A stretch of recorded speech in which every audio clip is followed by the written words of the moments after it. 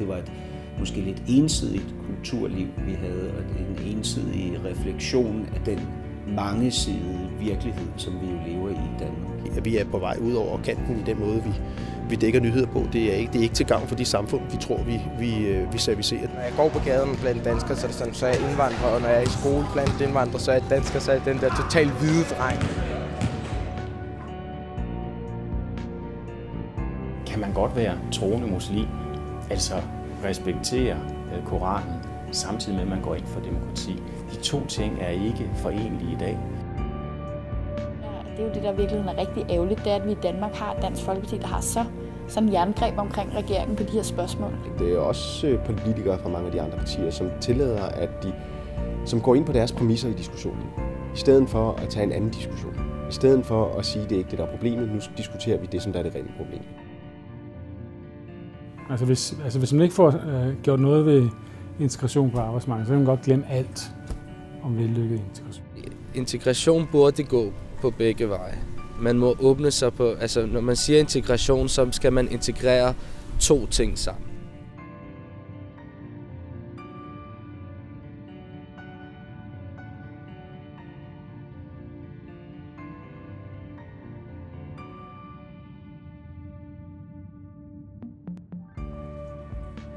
Hvad er integration?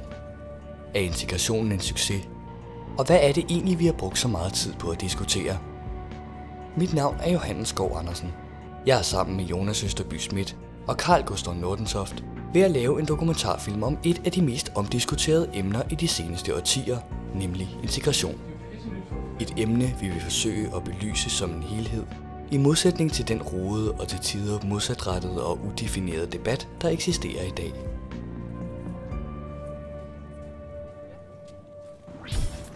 For at gå tæt på virkelighedens integration er vi på vej til Nørrebrohallen. En sportshal nær Københavns Nordvestkvarter. Et kvarter med en høj koncentration af etniske danskere, der i medierne mest af alt er kendt for at være et socialt belastet område med dårlig integration, arbejdsløshed og kriminalitetsproblemer. Vi skal mødes med Chico Vejgaard, en ung dreng fra området med dansk-udlandske aner.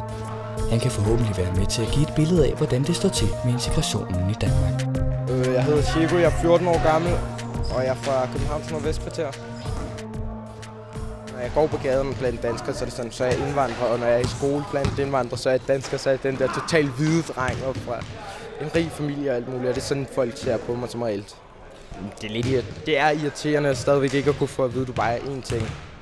Altså, du ikke er fra noget specielt sted sådan. Det er alligevel de færreste danskere, der har prøvet at slå sig ned i et fremmed land. Først at se landet udefra, og så efterhånden komme til at se det lige så meget indefra, som dem, der aldrig har oplevet andet. I Københavns Vesterbro kvarter møder vi dokumentaristen Alar. Alar kom til Danmark som 5-årig og har i sin seneste dokumentar, Barn af Irak, blandt andet beskæftiget sig med national identitet. Mit navn er Alar Mosen. Jeg laver dokumentarfilm i min fritid, og så er jeg begyndt at holde foredrag om identitet og tilhørsforhold. Jeg betegner mig selv for at være halv dansk, halv irakisk. Altså jeg prøver i hvert fald at tage det gode fra Danmark og det gode fra mine irakiske rødder, få det til at blive min identitet. Men selvfølgelig går man stadig rundt og prøver at finde sin identitet, fordi jeg stadig også er 21 år, og jeg tror, det tager et par år, inden man finder helt sin egen identitet.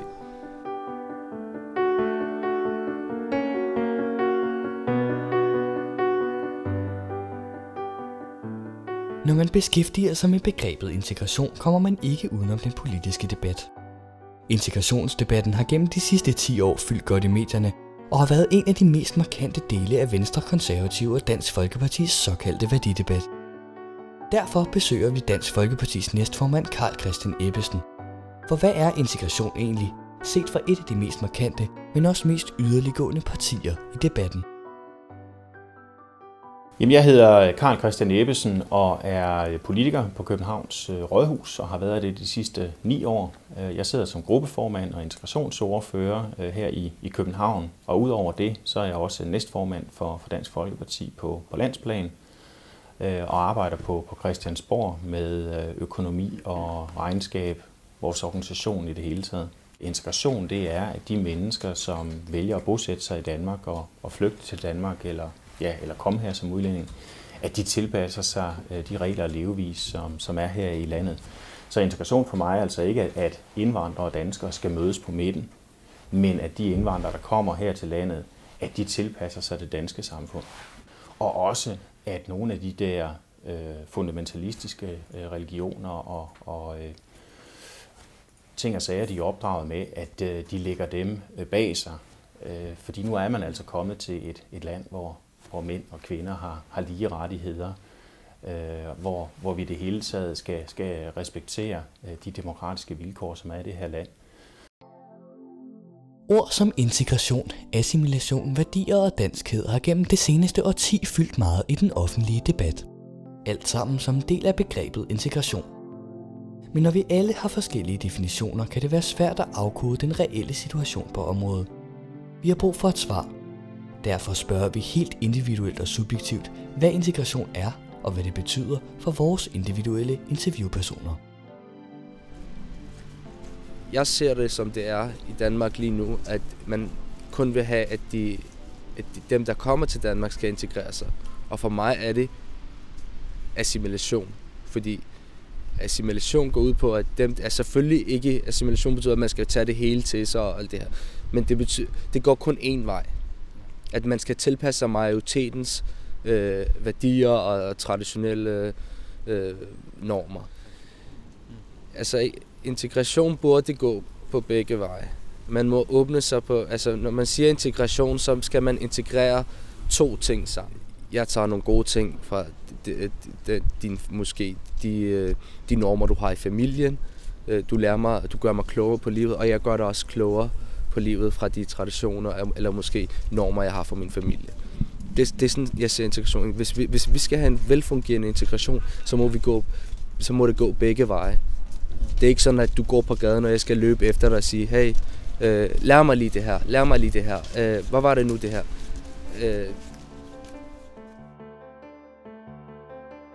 I venstre side af det politiske spektrum finder vi europaparlamentarikeren Emilie Turunen. Hun har gennem mange års politisk engagement, kombineret med en tidligere bopæl i Københavns Nordvestkvarter, kendskab til integrationen på personligt såvel som nationalt og intereuropæisk plan.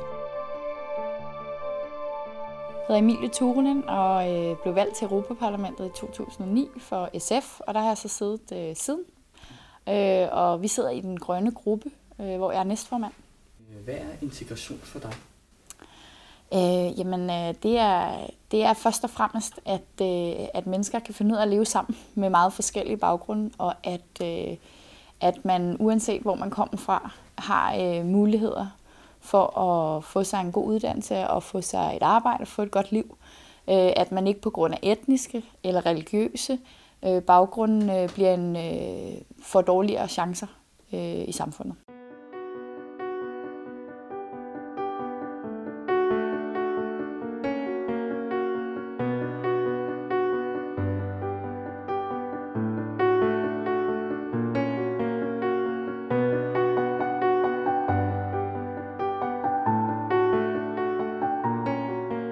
Det kan virke forvirrende, men man må acceptere, at begrebet integration har forskellige definitioner alt efter hvem man spørger. Men selvom ingen tilsyneladende er helt enige om, hvad det betyder, får man så stadig samme resultat, hvis man stiller spørgsmålet om integrationen i Danmark er en succes. For at finde ud af det har vi opsøgt Samira Ahmad. Hun er formand for Ny Dansk Ungdomsråd, en nystartet organisation, der arbejder for inklusion og positiv integration i Danmark. Jeg vil ikke sætte det op som en succes, men det er det, som vi i Ny Dansk Ungdomsråd prøver at vende det til. Blandt andet gør vi det, at vi i stedet for at snakke om integration, så snakker vi om inklusion. Fordi så vender vi det til noget lidt mere positivt. Og det er generelt det, der mangler, at man får gjort hele integrationsspørgsmålet til noget mere positivt. Der, hvor man kan gøre en aktiv indsats, og som vi også prøver på i Ny Dansk Ungdomsråd, det er ved at få politikerne til at ændre deres tone. Og få politikerne til at tale om indvandrere og nydanskere som medborgere frem for nogle modborgere. Men en anden ting, som også er rigtig vigtigt at holde sig for øje, det er, at der blandt nydanskerne også er nogen, mest set blandt de ældre generationer, som prøver at fastholde deres unge mennesker i nogle gamle traditioner, nogle gamle kulturer, og det er altså også en hæmsko for integrationen. Så den er sådan lidt tosidig.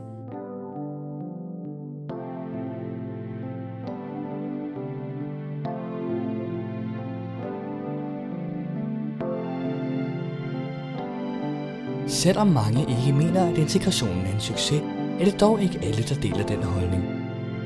I researcharbejdet med denne film støtter vi på forfatter og integrationskonsulent Hans Lassen. Derfor er vi nu på vej til Svendborg for at møde den kontroversielle debattør. Han har for nylig skrevet debatbogen Den anden virkelighed, hvori han argumenterer for, at integrationen i Danmark er en massiv megasucces.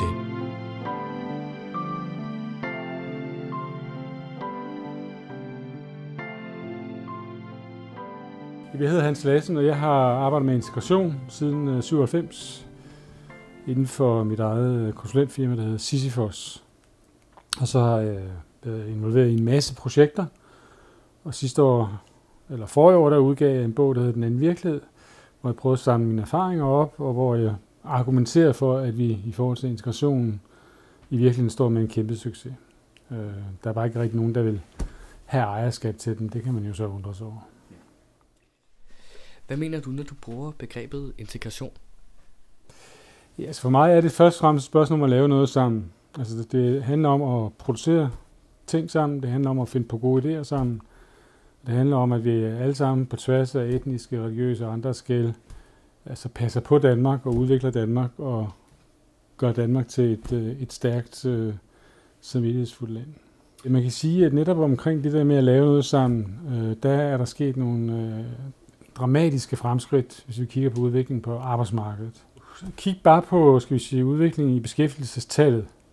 Altså hvor mange med ikke-vestlig baggrund. Det er primært dem, jeg har interesseret mig for. Hvor mange med ikke-vestlig baggrund, der er i arbejde. Og der er der jo sket en vækst op og ned af 90.000 flere, der er kommet i arbejde i perioden 97 til 2009. Og hvis nu kigger på perioden 97 til 2007, altså en 10-årig periode, der kom der 150.000 flere i arbejde på det danske arbejdsmarked i alt. Og af de der 150.000, der mere er kommet i arbejde, der har de ikke-vestlige personer leveret cirka halvdelen. De ikke-vestlige indvandrere er meget, meget motiverede. Altså den typiske ikke-vestlige indvandrer er rigtig motiveret for at komme i arbejde, er rigtig motiveret for at blive i arbejde. Og vi ser jo også udviklingen nu under finanskrisen, at ikke-vestlige indvandrere faktisk er bedre til at beholde arbejde end både vestlige indvandrere og danskere. Så det ser jeg som den primære, skal vi sige, begrundelse. Så er det så spillet godt sammen med nogle virksomheder, som har brug for folk. Og nogle virksomheder, som så, jeg siger, er kvalifikationsorienteret i deres rekrutteringspolitik. Så det vil sige, det virksomheden lægger vægt på, det er, hvordan er indstillingen til det at komme i arbejde, hvordan er kompetencerne, og hvis man mangler nogle kompetencer ved arbejdet start, er man så i stand til at udvikle og komme efter det undervejs. Det er det virksomheden lægger vægt på. Så man kan sige, den positive historie det her, det er, at vi har nogle mennesker, der gerne vil, og så har vi nogle virksomheder, der har brug for folk. Og så kan man næsten sige, så kunne det kan næsten ikke gå rent galt, og det har det heller ikke gjort, synes jeg.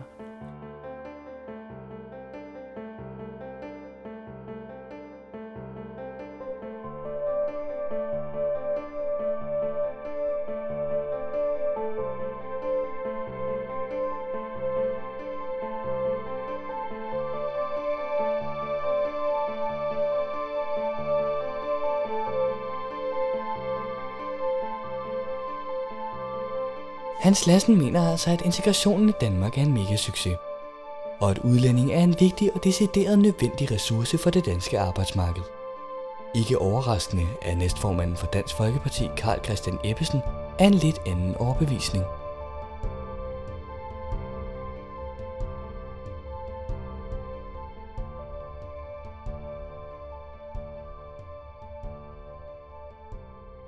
Altså, vi er stadig meget langt fra at have en succesfuld integration i Danmark. Men der er masser af parametre, hvor vi har haft stor succes siden Dansk Folkeparti fik indflydelse. Vi har fået nedbragt antallet af indvandrere, der kommer til Danmark. fra de ikke-vestlige lande, og det er en stor succes. Og de mennesker, som så bor her i Danmark med udenlandsk baggrund, der er det faktisk lykkedes for mange af dem uddannet og i beskæftigelse. Så på de parametre har vi stor succes. Det har vi. Men det er ikke ensbetydende med, at man ikke kan gøre det meget bedre. Der, hvor jeg synes, vi stadig har meget store udfordringer, det er jo der, hvor man ser, at islam eller dem med udenlandsk baggrund, den kultur, de kommer med, er i konflikt med det danske samfund og de danske traditioner og normer.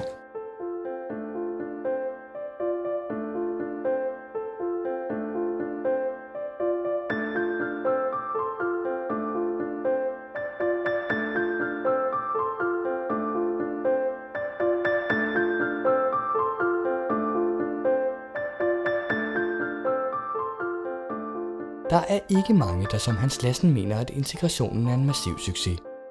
Næsten alle andre mener, at vi står med større eller mindre problemer, og at det kræver en aktiv indsats for at få en vellykket integration i Danmark. Men hvad forhindrer egentlig, at integrationen er vellykket, som det står nu?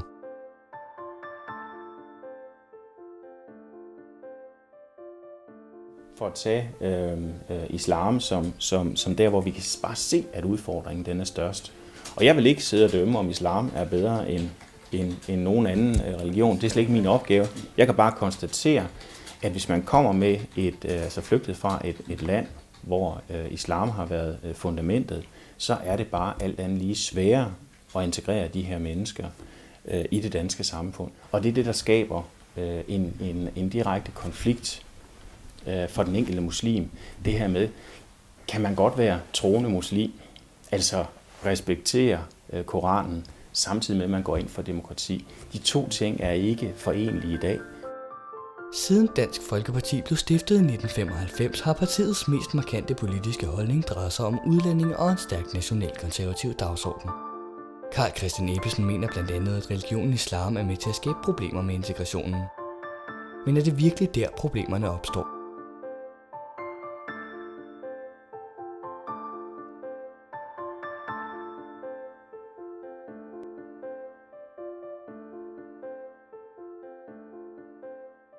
Politikernes omtale af de her omtale af de etniske minoriteter, for eksempel dem, der kommer stammer fra Mellemøsten, der siger man hele tiden jo, hver gang der er måske en økonomisk krise, eller der er dårligt økonomi i Danmark, så sætter man det sammen med, at det er med anden etnisk baggrund, der kommer her og ser, kun er på overførselsindkomst. Du kan jo se for eksempel højrefløjen, der bruger det hele tiden. For eksempel Dansk Folkeparti, der bruger det hele tiden. Når de snakker om økonomi, så siger de, at det er dem med en etnisk baggrund, der er skyld i det hele tiden. Og det er spændt. Og normale borgere i Danmark, som ikke dyrker politik og læser så mange aviser, så kan de godt hoppe på den her og blive manipuleret af deres retorik. Men jeg tror også, at vi mennesker, vi også kan være en forhindring i forhold til at integrere sig eller blande os. Vi er også nødt til som mennesker at sige, okay, lad os åbne os op, åbne vores sind, og så se, hvad det her menneske, der kommer der med, hvad det har noget, om det har noget at byde med, ikke?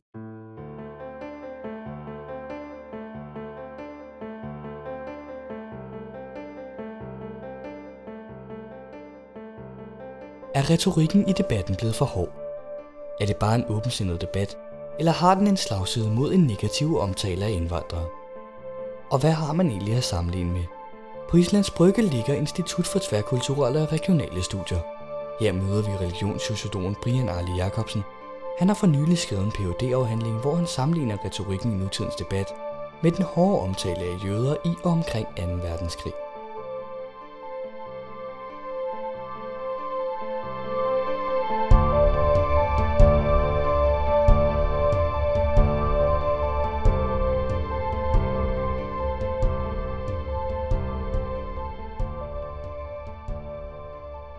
Jeg hedder Brian Arli Jacobsen, og jeg er religionssociolog. Jeg har forskningsmæssigt arbejdet med religion og politik i Danmark, især med henblik på, hvordan man har diskuteret henholdsvis jøder og muslimer i det danske folketing i det 20. århundrede.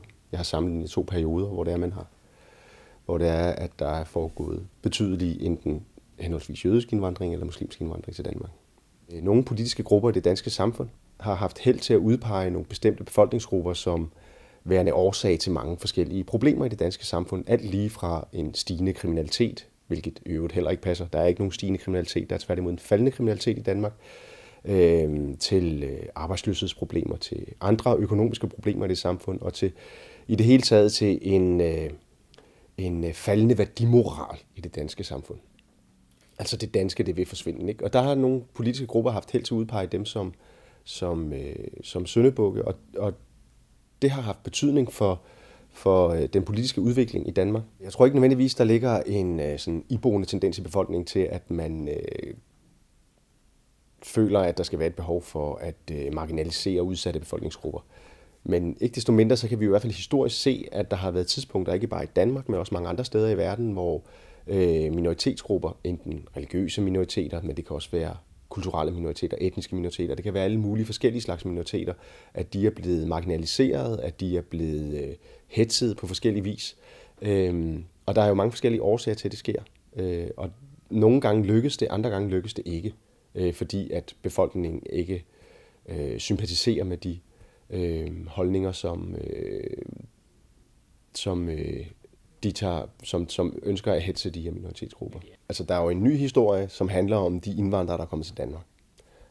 Og på den måde er islam jo blevet meget synlig i Danmark, især i de store byer, hvor det er, der stod de fleste af de her muslimer bor. Ikke? Så det er en ny historie om, hvordan islam og muslimer er blevet til et fjendebillede for nogle danskere.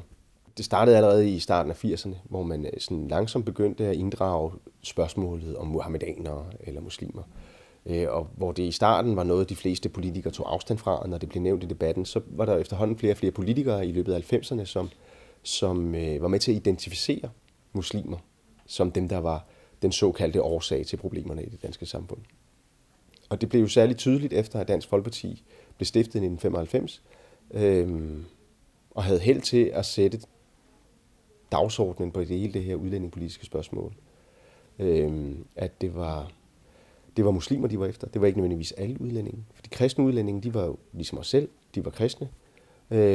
Og derfor så var det kun muslimerne, der var problemet. Det var ikke alle udlændinge, det var muslimer.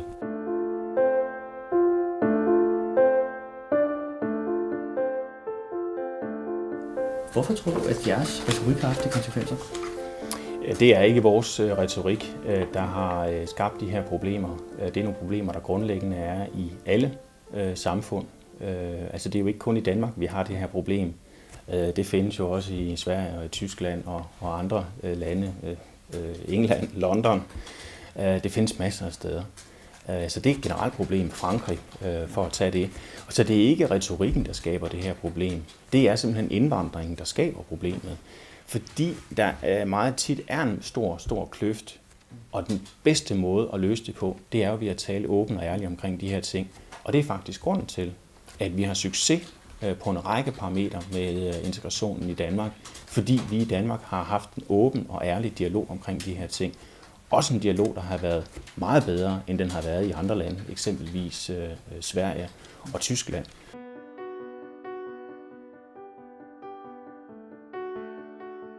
Brian Arli Jacobsen mener, at politikerne, specielt fra den ydre højrefløj, er med til at skabe en negativ retorik, der allerede har haft direkte konsekvenser for integrationsindsatsen. Ikke overraskende mener Carl Christian Ebbesen ikke, at retorikken har været for hård. I stedet argumenterer han for, at det bare har været en åbensindet og ærlig debat. En holdning, der altså strider direkte mod Brian Arli Jacobsens argumentation.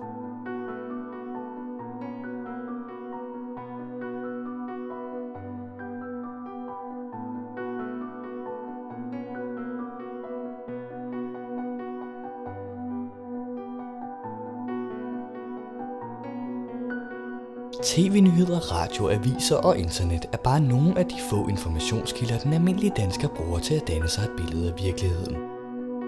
Men i de nævnte nyhedsmedier er det ofte de negative historier, der dominerer. Historier om kriminalitet, konflikter og katastrofer. Men er de billeder, som medierne skaber, virkelig retvisende?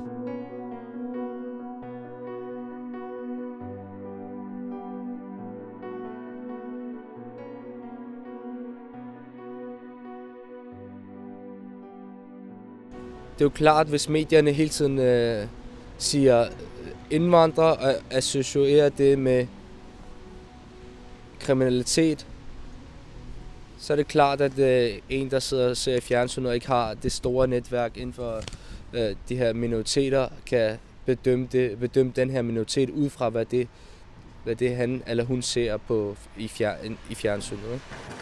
Påvirkningen er måske ikke så slem, som den har været, men stadigvæk. Tingene bliver jo altid blusset op, når det er omkring folk med en anden etnisk baggrund som sådan. Og det vil sige, at hvis nu en familiehold de havde skudt en, så ville det blive blæst op i medierne, hvor hvis nu det var en med dansk baggrund, altså en etnisk dansker, der havde gjort det, ville det måske ikke blive blusset så meget op, ser jeg på det sådan. De fører nok med til, at folk de ser mere negativt på folk som sådan. Det bliver så et dem og os samfund, og det har man ikke brug for et velfungerende samfund. Vi har brug for at være med i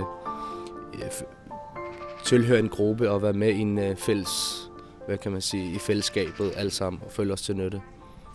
Medierne har bestemt også en rolle i den her sag, og den er relativt stor, fordi når man skal søge sine oplysninger og sin viden, jamen, så tænder man gerne for fjernsynet eller surfer på nettet, og det er medierne, der ligesom har skrevet artiklerne, eller som har tilrettelagt en tv-udsendelse. I forhold til nydanskerne, så mener jeg, at det er en tendens, at når der er en negativ historie, så tager man rigtig gerne fat i den, og puster lidt til ilden, når man så må sige.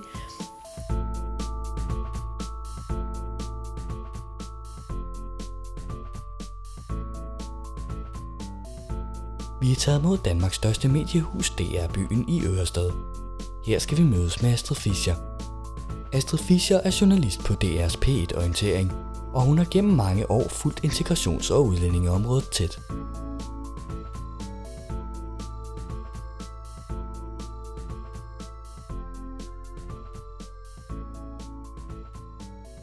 Jeg hedder Astrid Fischer, jeg arbejder på Orientering, som er et program i P1 på DR. Og jeg dækker blandt andet integration og indvandring og har gjort det i 10 år. Det medierne bringer afspejler jo politikernes retorik. Sådan er det jo. Og jeg tror da også, at der sker jo noget ubevidst med, at man tager den dagsorden, som politikerne sætter. Og selvfølgelig skal medierne i et vist omfang jo også viderebringe, hvad er de aktuelle politiske debatter. Men så igen kan man jo godt forholde sig kritisk dels til, er der lige noget, der bliver blæst ud af proportioner, og er der nogle generaliseringer, man ikke skulle hoppe med på, eller som man ikke behøver at viderebringe hver gang de er der. Og det synes jeg da ikke, at hverken DR eller TV2 har været gode nok til, og måske ikke medierne generelt. Massemedierne har i dag utrolig meget at sige i den her sammenhæng, det er der ingen tvivl om, fordi at de er med til at forme de holdninger, som den danske befolkning de har i mange spørgsmål. Altså den virkelighed, som bliver præsenteret gennem massemedierne, det er den virkelighed, som store dele af befolkningen de formes af og formes i. Hvor det tidligere måske var mange forskellige steder fra, man havde, at man fik formet sin hverdag og fik formet sine holdninger fra, så er det i høj grad medierne, der er med til at sætte den dagsorden. Og det gælder jo især tv, som danskerne jo bruger utrolig mange timer på. Ja, hver gang de diskuterer de her spørgsmål om muslimer, ikke, så er de jo ude at spørge Dansk Folkeparti, og de er jo ude at spørge de mest yderliggående holdninger, de yderliggående repræsentanter for de her holdninger. Og man kan jo sige, at i og med de her yderliggående, så er de jo ikke særlig mange. De er stemmemæssigt cirka 13%, og det er selvfølgelig et relativt stort parti, men omvendt så mange af de partier, som ønsker at leve i fordragelighed i en eller anden form, som ønsker, at retorikken skal være knap så hård, de er jo langt flere. Og de repræsentanter for de holdninger er langt fra lige så dominerende i mediernes billede af, hvordan virkeligheden ser ud. Danmarks Radio har en nyhedschef, som i øjeblikket er ved at etablere et nyt nyhedskriterie, der hedder konstruktive nyheder, som så skal lægge sig ved siden af de andre nyhedskriterier. Det er selvfølgelig enormt spændende, hvis det lykkes for Danmarks Radio at komme igennem med det der, ikke? Men det, at det er så, skal vi sige, anderledes epokegørende, at der er en nyhedschef, der stiller sig op og snakker om konstruktive nyheder, som noget, vi også skal have med. Det er jo, at det sker jo præcis udtryk for, at man faktisk er meget dårligt gearet til at lave konstruktive nyheder. Det kan virke meget entydigt, men er medierne virkelig så slemme, som vi hører? Som Hans Lassen nævner, gør DR Nyheder faktisk en speciel indsats omkring de såkaldt konstruktive nyheder. For at høre mere om den indsats, besøger vi endnu en gang DR-byen. Denne gang for at mødes med DR's nyhedsdirektør Ulrik Hågerup. Jeg hedder Ulrik Hågerup, og jeg er nyhedsdirektør i DR. Det har jeg været siden april 2007. Da jeg startede på journalisterskolen, så fik jeg altid at vide, at en god historie var en dårlig historie. Og hvis det var noget, der var godt, og nogen, der blev glade, for hvis der var ikke nogen, der blev sure, så var det som regel, så var det bare tekstreklame, og det skulle man overlede til nogle andre end journalister. Det er sådan den selvforståelse, vi har i vores fag. Og jeg synes jo meget godt om kritisk journalistik. Jeg synes, at vi får også penge for at være befolkningens vagthund over for magthavere. Det skal vi blive ved med. Men det er ikke alt, vi skal se på den måde. Vi skal også ture, når vi afdækker en problemstilling, så prøve at lede efter nogle steder i verden, hvor man har gjort noget andet. Så man siger, hold op, det kunne åbenbart lade sig gøre det. Kan det også lade sig gøre her? Og så får debatten et andet niveau. Og så lever vi mere op til det, som er vores målsætning at være til gavn for det her land. Det, der er problemet med meget hardcore nyhedsjournalistik, det er jo, at nuancer er rigtig skidt. Det er altid bedre at sige, at det her er et offer, eller det her er en skurk. Hvad hvis ingen af dem er et offer eller en skurk, men sandheden ligger et andet sted? Så bliver det svært. Så er det nok ikke en historie. Men hvis nu virkeligheden er det, at virkeligheden af sandheden ligger et sted på midten, så skal vi jo også turde lave det, for ellers så passer vi ikke vores arbejde, som jo er at give et velafbalanceret billede af, hvordan virkeligheden ser ud. Medier er det filter, som vi alle sammen ser verden igennem. Og den måde, vi sorterer og prioriterer, det har selvfølgelig stor indflydelse på, hvordan folk tænker om deres egen situation, om verden. Så derfor er det ikke ligegyldigt, hvordan vi gør det. Der er 2 milliarder muslimer i verden. Det er jo ikke dem alle sammen, der render med selvmordsbælte. Men det billede, som medierne kommer til at tegne af det, hvis vi ikke også sørger for at fortælle om de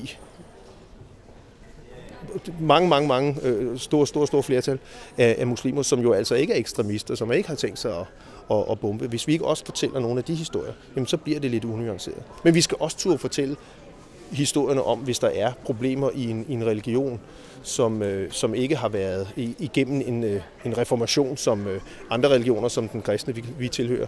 At en lovreligion kan være vanskelig. Hvad står øverst? Den danske grundlov eller sharia-lovgivning for eksempel for nogle mennesker, som bor i det her land. Det skal vi også stille spørgsmålstegn ved. Vi skal afdække virkeligheden, og så skal vi også påtage os den opgave at gå ud og finde nogle eksempler på, hvor det fungerer. Altså, gå ud, også husk at lave historier om den velintegrerede familie. Gå ud og finde den historie om den pige, som nu er kommet på, som den første i sin familie er kommet start på medicinstudiet, eller hvad det kan være, selvom hun kommer fra en kurdisk baggrund, eller en palæstinensisk baggrund, eller hvad det kan være. Det skal vi også turde fortælle. Jeg synes generelt set, er der jo altid mangel på konstruktive nyheder. Men der er jo også det er der på den ene side, men jeg vil også bare fastholde, der har måske også været en mangel på at turde gå ind og tage den der diskussion. Også at gå ind og tage diskussionen med de muslimer, der bor i Danmark, og få nuanceret det. Vi lavede faktisk noget, vi kaldte din muslimske nabo for noget tid siden, som var et forsøg på dels at spørge dem, hvad mener de, og kunne vise. Altså, det er altså ikke alle muslimer, der mener, at man skal gå med slør. Det er ikke alle, der mener, at sharia-lovgivningen skal indføres. Men der er nogle procent, som gør det, og det skal vi fortælle. Og så få nuanceret billedet af, at fordi man er muslim og kalder sig muslim, så er man ikke nødvendigvis fuldstændig ens alle sammen. Og det der nuancerede billede har vi også en opgave i at køre frem med.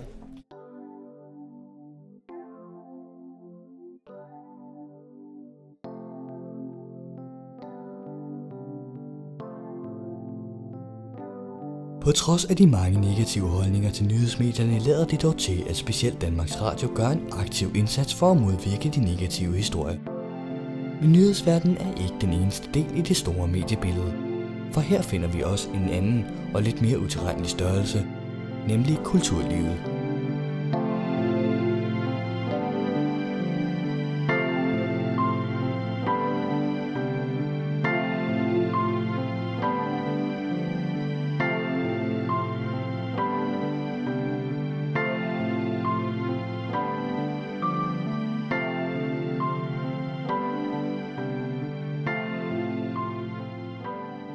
Vi er på vej til Store Kongensgade i Indre København for at mødes med skuespilleren Hassan Preisler.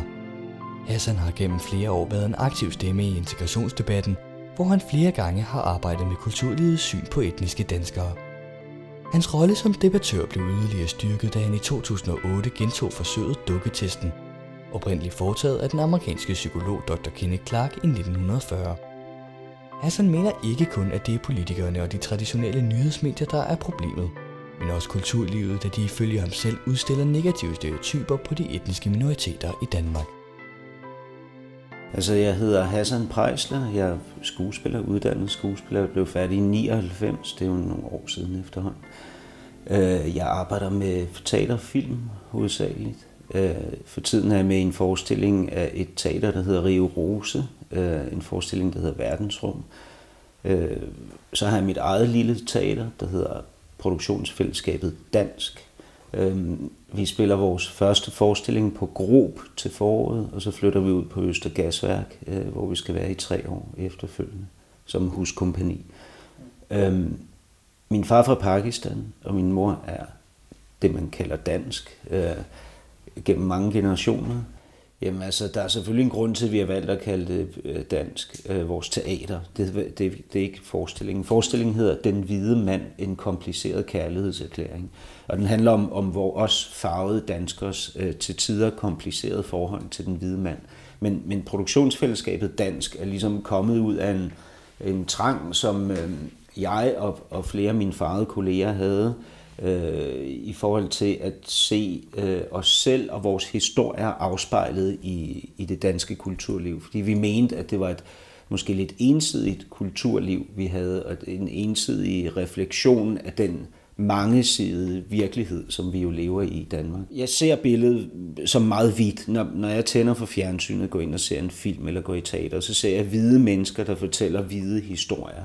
Og det er jo sådan set fint nok, det er jo historier, der er relevante, og mange af dem er jo interessante, men det er måske ikke historier, som 100% afspejler den virkelighed, som vi har i Danmark i dag. Fordi jeg mener, at gå en tur ned ad Nørrebrogade, eller tage en tur ud til hvilken som helst større provinsby, og så vil du finde en eller anden procentdel danskere, som er farvet og har baggrund uden for den hvad kan man sige, traditionelle hvide virkelighed, som bliver skildret på scenerne og på biografladerne og på tv-skærmen.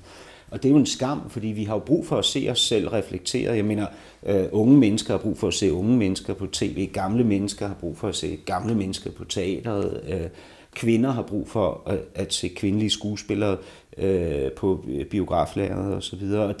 Og på samme måde så har farvede mennesker jo brug for at se, at danskheden i sit offentlige image godt kan rumme farvede mennesker. På et tidspunkt lavede jeg en gentagelse af et amerikansk eksperiment, der hedder Dukketesten, som blev lavet af en amerikansk psykolog, der hedder Dr. Kenneth Clark. Han begyndte i 40'erne op gennem 50'erne, 60'erne, 70'erne og 80'erne at præsentere en masse farvede børn for 2 dukker. En hvid og en farvet dukke, som lignede dem selv. Og så spurgte han, hvilken dukke synes du er den pæneste, hvilken dukke er den grimmeste dukke, hvilken dukke vil du helst lege med osv. Og et overvejende flertal af de farvede børn foretrækker den hvide dukke. Det eksperiment har jeg gentaget i Danmark i en masse institutioner i Københavnsområdet. Og man kan se i min film Dukketesten, at det samme resultat, som man fik i USA i 50'erne, gør sig gældende i Danmark i år 2010. Og det mener jeg, det er jo efter min overbevisning resultatet af en ensidig og meget negativ fremstilling af farvede mennesker, og en ensidig og meget positiv fremstilling af hvide mennesker i det offentlige image, som jo er reklamer og tv og film og teater og så videre. Der er jo chefer både på Det Kongelige Teater og på Danmarks Radio, som er vores største fiktionsproducent, som har sagt til mig, det er utroværdigt, at du, Hassan, spiller rollen som dansker.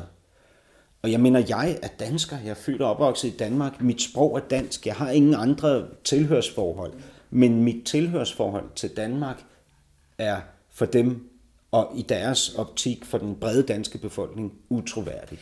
Altså jeg ved ikke lige, hvordan Danmarks Radio har formuleret sig på det her område, men Danmarks Radio er en offentlig instans, og mange af de offentlige instanser, f.eks. Kulturministeriet, har jo nogle måltal for sig selv, som de så ikke kan leve op til, eller ikke lever op til. Og det samme gælder Det Kongelige Teater. Det Kongelige Teater ønsker at være teater for hele den danske befolkning, også den del af den danske befolkning, der er flyttet til sidenhen, skriver de selv. Og det er de ikke. Altså, de er gå ind og se en forestilling på Det Kongelige Teaters. 80% af deres publikum er over 40 år og kommer fra den hvide øvre middelklasse. Altså det er Det Kongelige Teaters segment. Ikke? Og det er også fint nok, man kan jo godt sige, at vi ønsker at lave et teater, som er for det hvide publikum over 40 fra de nordlige forstadskommuner. Det er jo fint, det er jo et specifikt teater, men ikke Det Kongelige Teater, fordi det er vores nationale scene. Den største fiktionsproducent i Danmark er uden sammenligning DR. Kan det virkelig passe, at Danmarks public service virksomhed nummer 1 er med til at udstille etniske minoriteter og deraf skabe problemer med integrationen?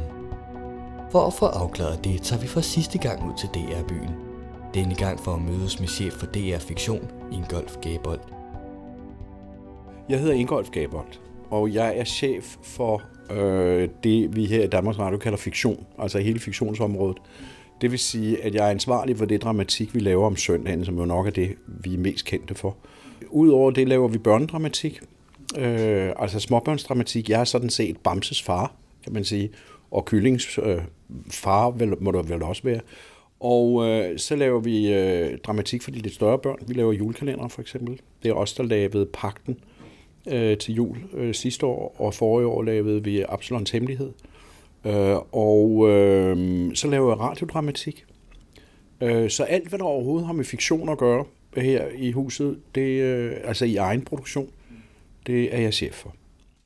Blandt andet kritiserer en af de medvirkende i vores film, jeg for at opstille stereotype indvandrerbilleder. Ja. Gør I det? Nej, det mener jeg bestemt ikke. Jeg ved ikke, hvem du tænker på, men der er en, der hedder Hassan Preisler. Det kunne jeg forestille mig. Og Hassan har jeg diskuteret med, også i større og offentlige sammenhæng, og det har nu været meget fint og meget hyggeligt, og ikke nødvendigvis helt fredsomligt, og det skal det heller ikke være. Sådan nogle debatter må der gerne være noget lidenskab og noget tryk på. Men min holdning er, at vi på en eller anden måde prøver at afspejle det billede, som er dansk. Og det vil sige, at når vi har en grønhandler, så kan vi godt fristes til, at den grønhandler i et bestemt kvarter skal være tyrkisk grønhandler. Ikke? Og det er klart, at det er der, hvor man fra integrationsside og hvor man fra nydansk side siger, jamen hvorfor er det et stereotyp billede, I har? Jeg synes, at vi med Bakrawi for eksempel i Ørnen, som den palæstinensiske politimand, ja, det kunne man godt forestille sig, og der synes jeg jo, at vi har en mand i en anden form for stilling. Jeg kan gå tilbage til livvagterne, hvor vi lige pludselig har en arabisk her i Danmark boende og dansk integreret kulturminister, som så bliver forfulgt, altså, og som der er specielle ting omkring. Så jeg synes ikke, vi er så entydige, som Hassan gerne vil gøre os. Hvis du sætter sig ned og tænker på Jasmina, for eksempel, som livvagt, så taler hun jo ikke mere om sin oprindelse, end Søren Vinterby gør, som fortæller, at hans forældre de bor op ved Limfjorden osv., som er kernedansk. Altså hun fortæller bare, at hendes far er indvandrer, og han kommer fra Egypten. Ikke? Altså der bliver jo ikke lavet noget nummer ud af det, og hun taler et fuldstændig fejlfrit dansk. Der bliver gjort opmærksom på, at hun er muslim af opdragelse, fordi hun har en lille søster, som jo går med tørklæde. Og hele tiden siger, at du er blevet sådan en eller anden form for reservedansker, skælder hende ud. Der er en diskussion om indvandrerspørgsmål. Men kan du ind og fokusere på netop forskellen? Jamen, der er jo en forskel. Der er jo en forskel. Så hvorfor skulle man ikke gøre det? Hvorimod du får, altså, der hvor jeg synes integrationstankegangen kan gå for vidt, det er, hvis du lader som om, at der ikke er forskel på at have en muslimsk opdragelse, på at gå med tørklæde, og på at have en ikke-muslimsk og ikke gå med tørklæde. På samme måde, som jeg jo aldrig nogensinde vil, jeg som menneske, nu kan du komme tæt på mig, og et eller andet sted er jeg jo ansvarlig for den policy, vi har, fordi jeg er chef for afdelingen her. Men for mig som menneske handler integration om, at vi er multikulturelle, at vi er mangfoldige, at vi er mange hudfarver, flere religiøse opfattelser, flere måder at leve vores liv på, flere spisevaner. Det vil sige, jeg mener, at integration handler om flertydighed og mangfoldighed. Jeg mener ikke, det handler om assimilation. Og jeg synes næsten, at når kravet er, hvorfor kan I ikke bare lade som om, de har en hvid hudfarve og ikke går med tørklæde, og i øvrigt ikke er islamisk opdraget, eller hvad, så er det assimilation, vi snakker om, og det ville være et falsum. Jeg synes, det ville være forkert, hvis vi krævede af muslimer, hvis vi sagde, at de er kun fuldt integreret i det øjeblik, de begynder at æde flæskesteg med svær. Det ville da være helt af helvede til. Det ville da være forkert. Så jeg mener stadigvæk, der er forskel på os, og skal være forskel på os, og det er det, der er det smukke, og det er mangfoldigheden og det multikulturelle i integration. Ingolf er altså uenig med Hassan. Han mener, at DR som mediehus skal repræsentere befolkningen, som den ser ud, og ikke skabe unaturlige integrationsbilleder. Ifølge ham er virkeligheden, at vi ikke er ens, og at sige, at vi er det, vil være en assimilation og derfor ikke integration. Oven i det kommer, at Ingolf ikke mener, at der er uddannede skuespillere nok med anden etnisk baggrund til at udfylde de etniske roller, der allerede er implementeret i dag. DR Fiktion og Ingolf Gabold har en policy på området, og de gør rent faktisk en aktiv indsats for at efterkomme deres egne idealer.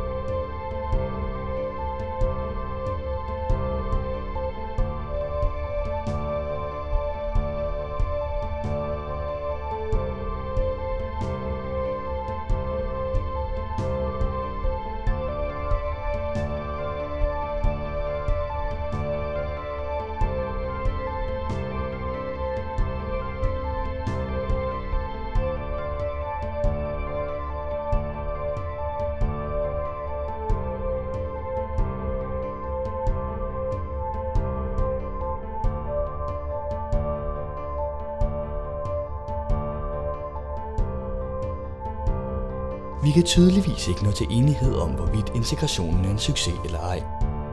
Flere føler sig ramt af den debat, der foregår nu, men på trods af den er fremtiden for integrationen i Danmark stadig uvis.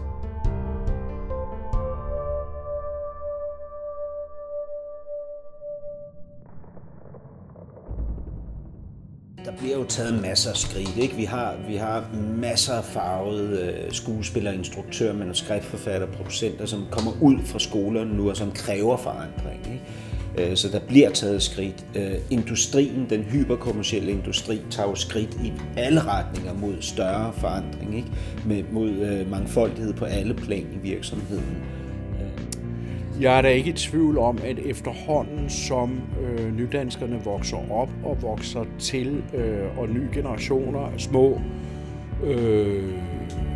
nydanske børn opdrages i det danske samfund osv., og stadigvæk har deres hudfarve, og muligvis også bibeholder deres muslimske tro, og muligvis går med tørklæder pigerne osv., at efterhånden som årene kommer, så er der flere og flere af dem, der vil sige, jeg kunne godt tænke mig at være skuespiller, og nu vil jeg læse hos en skuespiller, og nu vil jeg gå til optagelsesprøve på Statens Teaterskole i København eller på Aarhus Teaterskole, så vil der komme flere skuespillere, sådan så, og i den takt vil der også være flere nydanskere i samfundet, som gør, at vi har brug for flere skuespillere.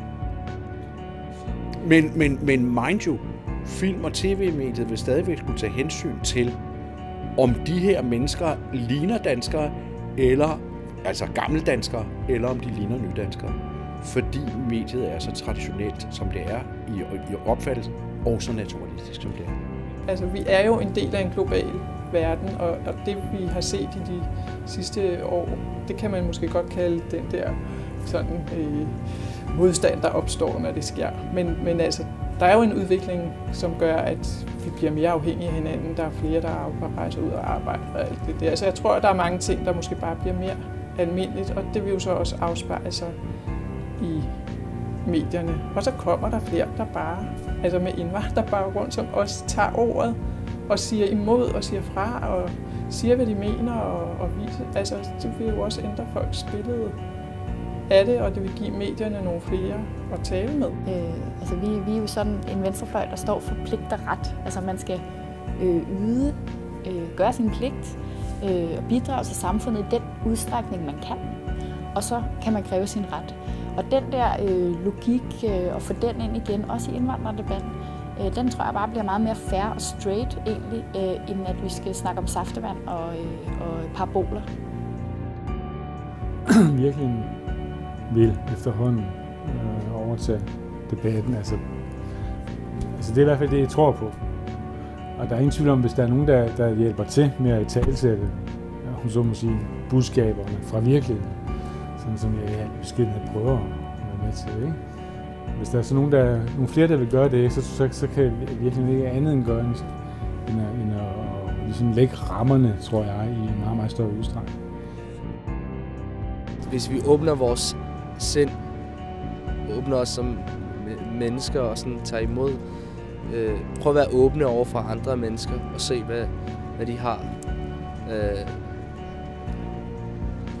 at byde på, så tror jeg, at vi udveksler det her erfaringer og sætter pris på hinandens kompetencer og baggrund og gensidig respekt, så tror jeg, så kan vi diskutere mange flere ting, gå i dialog med flere ting, fordi når man møder et menneske, så er der først og fremmest at finde den her gensidige respekt. Derefter kan man gå ind i den her, give kritik, konstruktiv kritik på hinandens kultur og dialog og alle de her ting. Det danske samfund står over for et valg. Valget mellem integration og assimilation. De forskellige fløje vil sandsynligvis i mange år fremover debattere, hvad der er den ideelle løsning. Men én ting er sikkert. Indvandringen er her. Verden rykker tættere på, hvad enten vi ved det eller ej. Om den bliver en del af os, kan kun tiden vise. Et sind er ligesom en faldskærm. Den virker først, når den er åben.